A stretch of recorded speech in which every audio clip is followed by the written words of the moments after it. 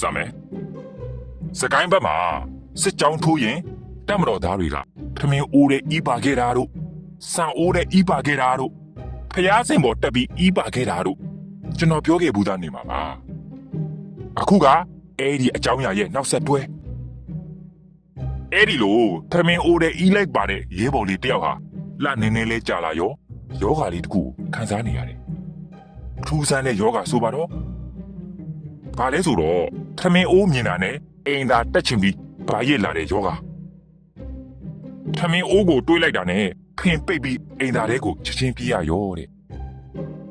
နောက်ပိုင်းယောဂါကတစ်နေ့ထက်တစ်နေ့ပိုဆိုးလာပြီးထမင်းအိုးနဲ့ဤပါမှာဤထွက်တဲ့အဆင့်ကိုရောက်လာတယ်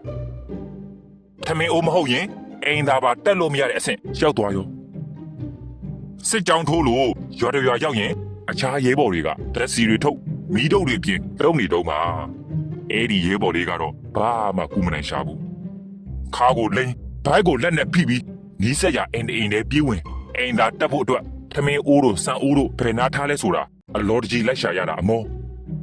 အဲ့ဒီထက်ပိုဆိုးလာတော့ဖင်မှာကူမရတဲ့အနာဘူးကြီးပေါက်လာတယ်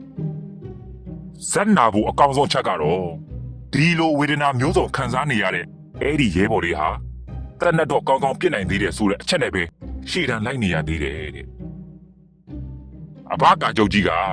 တမ်းပြစ်စစ်မှုထမ်းခြင်းကြီးညာထားတာမို့ဘယ်ရဲဘော်မှစီးခွင့်မရဘူးတဲ့သူခမအနာကြီးရင်းနေတာတော့ရှေ့တန်းလိုက်နေရရှာတယ်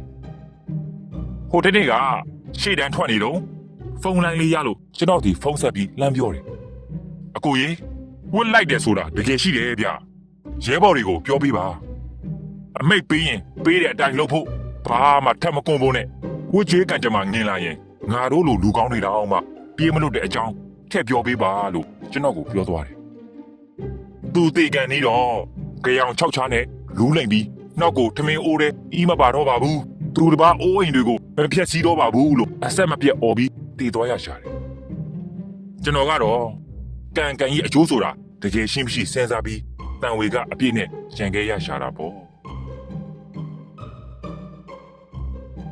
တတွင်းအမှန်တွေတင်ဆက်ပေးနေတဲ့ USA Inside